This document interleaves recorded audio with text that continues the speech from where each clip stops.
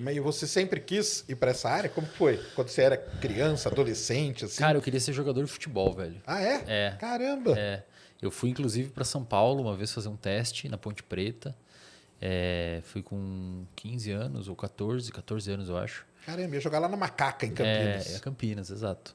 Aí eu fui para lá, fiz um teste, tentei jogar um pouco, mas aí voltei para casa. Daí, cara, aí não deu mais liga, assim. Aí entrei na faculdade, até o 5º período da faculdade eu não estudava nada. Só ficava bebendo no boteco e Só festa. Só festa. Eu vi tuas postagens lá no Insta, explicando como que era, que se Isso. sentia bem com aquilo. Isso. Era assim, até o 5º período da graduação, o bar era onde eu tinha algum tipo de relevância. Eu era o cara mais descolado, eu era o cara... Não mais descolado, mas eu era um cara que tinha um tipo de reforço social ali. Só que chegou um tempo, algum período ali da graduação, que eu comecei a consumir uns conteúdos diferentes na internet, comecei a ver muitos divulgadores científicos, comecei a ver uma galera que faz esporte. Um dos caras que eu mais acompanhava era o Clóvis de Barros Filho, Cortella, assistia muito eles na época. Eles gravavam as aulas na faculdade e disponibilizavam no YouTube, né, na época, em 2015, por aí, 2016. E aí eu comecei a pegar gosto por estudo. Eu comecei a pensar, cara, tudo aconteceu quando eu dei uma aula, apresentei um trabalho na faculdade. E depois eu tinha muito problema até o 5º período da graduação para falar com públicos, assim. É meio fóbico, assim, para mim. Uma vez eu fui apresentar um trabalho que era sobre transtorno do pânico e eu quase tive um, cara. Eu lendo sintomas, assim, garganta, sei o que, tremedeira, suor, e taquicardia. Eu falei, cara, é o que eu tô tendo aqui na frente da turma. Mas aí eu fui trabalhando isso em mim, fui me expondo mais, cada vez mais, e fui dessensibilizando. E aí uma vez eu apresentei um trabalho e eu percebi que, cara, todo mundo me respeitou depois daquele trabalho. Perguntavam, o professor veio perguntar de onde eu tirei as informações. Eu falei, caramba, cara, eu consigo também ter um certo grau de poder estudando. Então, aquela função que a bebedeira tinha foi direcionada para o estudo. E quando a gente estuda uma área da psicologia comportamental, eu vou falando aqui, tá? Se tiver um negócio aí, vocês vão me falar. Embora. Eu tenho uma área da psicologia comportamental que na verdade, é uma filosofia da ciência chamada de behaviorismo. Que o Skinner, não sei se você já ouviu, já teve contato, estudou muito. É uma filosofia da ciência, é uma filosofia do comportamento. Tenta olhar pelo aspecto filosófico o comportamento. E aí você tem a análise experimental do comportamento, que é a aplicabilidade dessa filosofia do comportamento dentro de um contexto controlado de laboratório. Certo. E, obviamente, extrapola um pouco disso para um contexto de clínica, uma intervenção com pessoas. Dentro dessa filosofia do comportamento e dessa maneira de compreender o comportamento, o Skinner e o behaviorismo, de uma maneira geral, fala basicamente que o nosso comportamento ele é mantido ou extinguido devido às consequências que ele gera.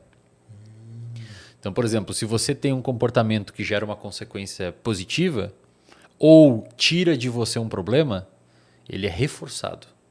No caso, se gera uma consequência positiva, é reforçado positivamente. Se retira um problema da sua vida, é reforçado negativamente porque tirou alguma coisa. O negativo é um termo ruim, mas é no sentido de subtrair. Por exemplo, você ganha salário no final do mês. Você pode pagar uma conta com esse salário. Então, você tirou um problema, o salário reforça o comportamento de buscar o salário de novo. Isso aí sabe que a gente usa muito em programação hoje, né? Inteligência artificial hoje existe uma linha que é, por exemplo, a que as redes sociais usam, que é o Reinforcement Learning. Legal. Que é o aprendizado. É isso aí, cara. É o Reinforcement Learning. É o clique, é o like. Você ganha uma pequena recompensazinha pelo que você faz. E aí o algoritmo, ele gosta, né, daquela recompensa e continua te mandando aquelas coisas. Exatamente isso. É isso que o Skinner falava. O cara lá atrás que bolou. O cara, ele publicou um artigo na Science, cara. É um excelente artigo, assim, pra galera que estuda psicologia. Por favor, chama Select by Consequences, o nome do artigo. Foi publicado, se não me engano, em 1978, talvez, 75, por aí. Publicado na Science, que ele basicamente diz assim: o nosso comportamento ele é selecionado pelas consequências que ele gera. Então, por exemplo, se o gatinho mia e mexe no potinho, e esse miar e mexer no potinho gera para a ração, ele vai ter uma probabilidade de miar e mexer no potinho de novo na próxima vez. Porque você E o mesmo se você punir aquele comportamento, se ele mexe no potinho e toma um choque, ele não vai mexer mais no potinho. Então, basicamente, a grosso modo, é mais ou menos isso. E eu percebi que o meu comportamento ele era muito reforçado. Eu gosto de falar isso, Sérgio, porque nesse exato momento deve ter uma molecada me ouvindo que tem um comportamento muito reforçado no seu ambiente atual, por conta da bebedeira, por conta de não sei o quê, por conta de fazer besteira. Ali o cara é o máximo, né? E eu queria oferecer uma nova possibilidade de reflexão, que eu encontrei isso no conhecimento, cara. E aí eu fiquei fissurado em estudar, velho. Eu comecei a estudar. Aí eu terminei minha graduação, fui para o meu mestrado, terminei meu mestrado em 1 ano, comecei meu doutorado, aí fiz todos os experimentos em 2 anos, aí hoje estou escrevendo com mais calma, mas estou escrevendo a minha dissertação, a minha tese, e comecei a clinicar, hoje tenho 30 terapeutas, e tem um clube também, que é o Reservatório de Dopamina. Vamos falar disso aí depois. Mas isso aí foi um estalo que deu em você? Foi por causa da apresentação daquele trabalho? Cara, foi assim... O nosso comportamento, ele dificilmente ele tem uma virada. Eu gosto de falar isso pra galera, que o nosso comportamento, ele dificilmente ele é por um estalo. Entendi. Normalmente o estalo é, de fato, o momento que vira. Mas é um degradê. Chegou um momento, por exemplo, que eu estava acompanhando muito canal de corrida. Eu gostava de correr na época. Hoje eu não corro muito, mas eu faço mais musculação. Mas na época eu amava correr. Também não tinha dinheiro para musculação, então eu fazia corrida porque era um tênis só e uma bermuda. Eu já estava acompanhando, eu fumava cigarro na época, eu já estava acompanhando os canais de corrida. E tipo assim, a galera tem que entender isso porque o ser humano tem um negócio que eu gosto de chamar de síndrome de Jaque. Tipo, já que eu comi um hambúrguer na terça, eu não vou mais à academia a semana inteira. É muito 880 o nosso cérebro. E eu gosto de explicar esse fenômeno porque normalmente uma mudança de hábito é um degradê. Só que existe um ponto de ruptura. Normalmente a nossa atenção é direcionada nesse ponto de ruptura. Só que o que aconteceu comigo? Como eu comecei a consumir outros conteúdos, e aí levando em consideração que o Skinner falava que o nosso comportamento é selecionado pelas consequências, nós humanos, os outros animais também, mas nós humanos principalmente, a gente consegue aprender sem experimentar as consequências. A gente aprende vendo alguém. Então se alguém bota o dedo na tomada e você vê que o cara tomou um choque, você não vai botar o dedo na tomada, você aprendeu. E quando você vê alguém fazer alguma coisa e aprende por meio da aquisição daquela informação e consolidação na sua memória, isso é uma modelagem que acontece no seu comportamento por meio da aquisição de um repertório. Você adquiriu um repertório comportamental. Uma coisa que você nem imaginava que podia acontecer, aconteceu, você falou, olha só, se um macaquinho vê o outro macaco quebrando um coco numa pedra, ele vai imitar. Porque ele adquiriu um repertório por meio de visualização. Eu gosto de falar isso para a galera ter essa noção. Por isso que eu gosto de explicar. Sim. Eu comecei a consumir conteúdo na internet, do canal Corrida. Eu comecei os caras relatavam muito bem-estar. E eu falava, cara, esse negócio deve ser bom mesmo, cara. Aí o que começou a acontecer? Quando eu saía e dormia tarde ou bebia demais, eu já acordava me culpando. Coisa que não acontecia antes. Então começou a acender uma culpa. Eu já o estalo começou a acontecer, só que ainda a mudança de comportamento não tinha sido implementada. Então eu comecei a me culpar. Cara, tinha época que eu me culpava antes de sair. Eu falava, puta, cara, eu vou sair, vou beber um monte, vou dormir tarde, eu vou acordar mal. E aí não sei o que, eu fiquei sem beber a semana toda, agora eu vou beber e puta, vai ser uma merda. Então eu já começava a me culpar. E cada vez esse negócio foi escalando, até que um dia eu falei, aí começou a mudar. Acabou, não vou mais sair. Mas a galera tem que entender que não é assim. Sim, você vai adquirindo um repertório dentro de você. Você vai começando a ficar um pouco ansioso quando você sai daquilo que você queria alcançar, até que um momento você eventualmente consegue alterar o seu comportamento. Às vezes, quando é do dia para a noite, aí que é traumatizante demais, né? Traumatizante. Aí você não sustenta muito aquele comportamento a longo prazo. Na verdade, você mesmo acaba se aconselhando, né? Todas as vezes que sai. Pô, por que você fez isso? Por que eu fiz isso? Então, uma conversa de você com você mesmo. Isso, exato. E é legal, sabe? Porque quando você começa a entender de comportamento, assim... te dá uma caixinha de ferramentas. Você tem uma noção, sabe? Essa parada da seleção de consequências do Skinner, quando eu consegui entender mesmo, abre uma janela na sua cabeça que parece que você ignorava. O cara era tão gênio, velho. Primeiro, ele era tão gênio, mas tão gênio. E aí os estudantes de psicologia muitos estão descendo a lenha em mim agora porque tem uma briga dentro da psicologia. Que não gosta dele. Tem a galera que odeia ele, velho. O que você tá falando de Skinner, cara? O negócio é outro lado. Que Skinner é uma rixa. Mas tipo uma rixa explícita.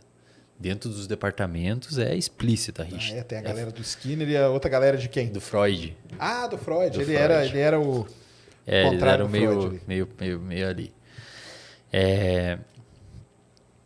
O Skinner, ele era tão gênio, velho, que ele nem tinha com quem falar, pra você ter noção. Assim. Ele tinha dificuldade de conversar com pessoas, de tão na frente que estava o pensamento dele.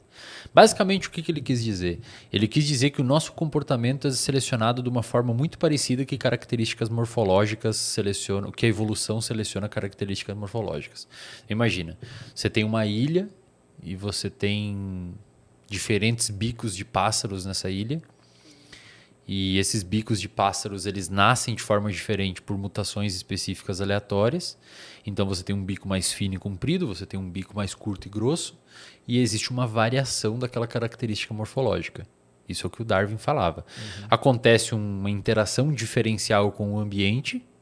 Então, sei lá, o solo é mais duro, o solo é mais molhado, o bico tem que ir mais fundo para pegar minhoquinha, ou o solo é mais duro e tem que ser um bico mais firme e grosso para cavar no solo. Acontece uma interação e dentro dessa interação alguns bicos são selecionados e reproduzem isso para frente. Isso foi basicamente o que o Darwin quis dizer, né? Então existe um princípio de variabilidade, interação diferencial e perpetuação por meio da genética. O Skinner falava que dentro do comportamento é a mesma coisa.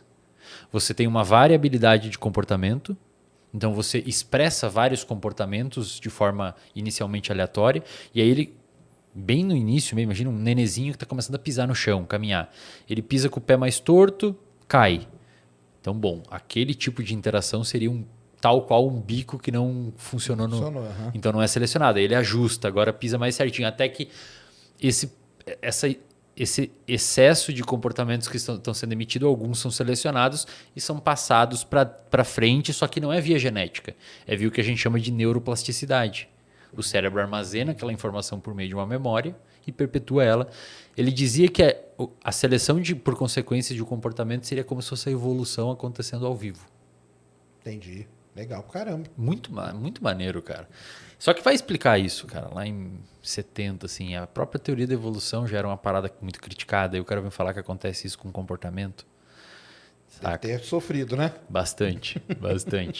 E aí, quando você começa a compreender isso, é bacana, porque você começa a entender que o seu comportamento ele é muito resultado das consequências que ele gera. E aí você tem, de certa forma, uma ideia de modulação, né? Você pode, mas espera aí, então significa que esse reforço que eu estou obtendo aqui desse ambiente é esse tipo que seria uma função, né? A gente diz que todo comportamento tem uma função. E o que é uma função? É que tipo de consequência aquele comportamento gera que mantém ele. Então, se você está numa roda de galera que é da bebedeira e os caras te elogiam e falam que você é fodão por isso, a tendência é que o seu comportamento seja mantido. Se você não ficar esperto... É tipo, por exemplo, rede social. Eu falo pra galera que me segue, eu posto alguns posts explicando artigo científico que dá 2.000 curtidas. Para um Instagram de 600 mil seguidores quase é muito pouco. Eu posto outros que dá 35 mil curtidas. E eu falo pra galera, eu faço questão de continuar postando esses de 2.000, porque se eu seguir a tendência, deixar o meu comportamento ser selecionado pela tendência dos likes, eu vou estar mostrando a bunda daqui 2 meses. Entendeu? É o ser escravo do algoritmo que a gente fala. Então eu tomo cuidado, tá ligado? Eu tomo muito cuidado. Isso é bem complicado.